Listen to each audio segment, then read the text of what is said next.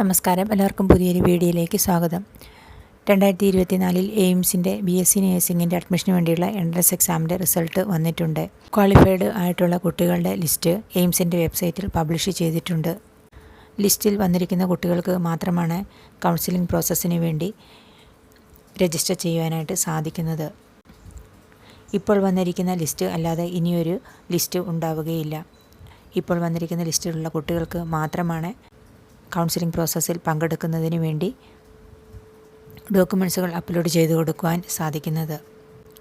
19-ാം തീയതി മുതൽ 22-ാം തീയതി വൈകുന്നേരം 5 മണി വരെയാണ് EWS കാറ്റഗറിയിൽ ഉള്ളവരും OBC കാറ്റഗറിയിൽ ഉള്ളവരും അവരുടെ non criminal certificate, EWS certificate എന്നിവ അപ്ലോഡ് ചെയ്ത് കൊടുക്കേണ്ടത്.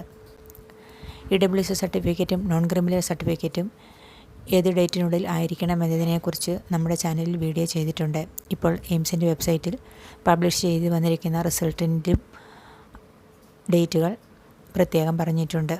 ആ ഡേറ്റിൽ അല്ലാത്ത EWS സർട്ടിഫിക്കറ്റും OBC നോൺ ക്രിമിനൽ സർട്ടിഫിക്കറ്റും അപ്ലോഡ് ചെയ്ത് കൊടുക്കുന്ന ആപ്ലിക്കേഷനുകൾ ജനറൽ കോട്ടയിലേക്ക് മാത്രമേ പരിഗണിക്കുകയുള്ളൂ. അവർക്ക് നോൺ ക്രിമിലിയർ EWS റിസർവേഷനിൽ പരിഗണന ലഭിക്കുകയില്ല. EWS സർട്ടിഫിക്കറ്റും നോൺ ക്രിമിനൽ സർട്ടിഫിക്കറ്റും എങ്ങനെയാണ് അപ്ലോഡ് ചെയ്ത് കൊടുക്കുന്നത് എന്നതിനെക്കുറിച്ചാണ് ഇന്നത്തെ നമ്മുടെ വീഡിയോ. ഗൂഗിളിൽ എയിംസിൻ്റെ വെബ്സൈറ്റ് ഇതുപോലെ സെർച്ച് ചെയ്യുക. അപ്പോൾ ഇതുപോലെ എയിംസിൻ്റെ ഹോം പേജിലേക്കാണ് ചെല്ലുന്നത്. അവിടെ അക്കാഡമിക് കോഴ്സസ് എന്നുള്ള ഓപ്ഷനിൽ ക്ലിക്ക് ചെയ്യണം. അപ്പോൾ ഇതുപോലെ ഒരു പേജ് ഓപ്പൺ ആകും. അതിൽ BSc നഴ്സിംഗ് ഓണേഴ്സ് എന്നുള്ള ഓപ്ഷനിൽ ക്ലിക്ക് ചെയ്യുക. ഇതുപോലെ ഒരു പേജാണ് ഓപ്പൺ ആകുന്നത്. അതിൽ ഏറ്റവും താഴെ പ്രൊസീഡ് എന്നുള്ള ഭാഗത്ത് ക്ലിക്ക് ചെയ്യുക. അപ്പോൾ ഓപ്പൺ ആകുന്ന പേജിൽ ബേസിക് രജിസ്ട്രേഷൻ എന്നും ഫൈനൽ രജിസ്ട്രേഷൻ എന്നുള്ള ഓപ്ഷൻ കാണാം. അതിൽ ഫൈനൽ രജിസ്ട്രേഷൻ എന്നുള്ള ഭാഗത്ത് നിങ്ങളുടെ registration ID, RUC code, password, ക്യാപ്ചയും കൊടുത്ത് ലോഗിൻ ചെയ്യണം. ലോഗിൻ ചെയ്യുമ്പോൾ നിങ്ങളുടെ പ്രൊഫൈൽ പേജാണ് ഓപ്പൺ ആകുന്നത്.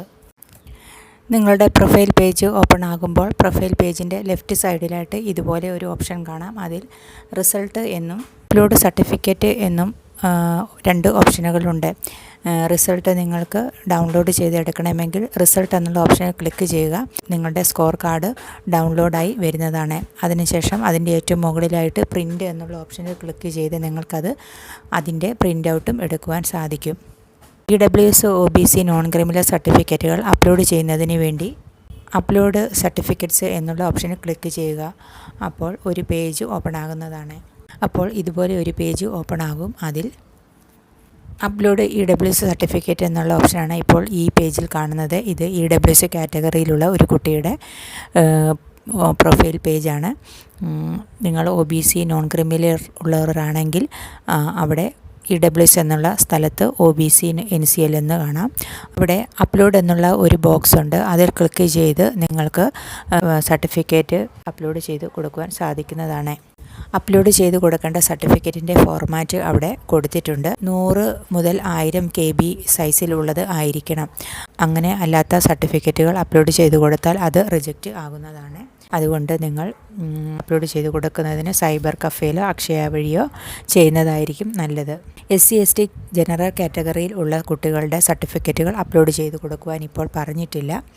ഇപ്പോൾ OBC EWS കാറ്റഗറിയിലുള്ളവരുടെ സർട്ടിഫിക്കറ്റുകൾ മാത്രമാണ് അപ്ലോഡ് ചെയ്ത് കൊടുക്കേണ്ടത്. അപ്ലോഡ് ചെയ്ത് കൊടുത്തതിന് ശേഷം സബ്മിറ്റ് ചെയ്യാവുന്നതാണ്. ജൂൺ 19-ാം തീയതി മുതൽ ജൂൺ 22-ാം തീയതി വൈകുന്നേരം 5 മണി വരെയാണ് അപ്ലോഡ് ചെയ്ത് കൊടുക്കാനുള്ള സമയം.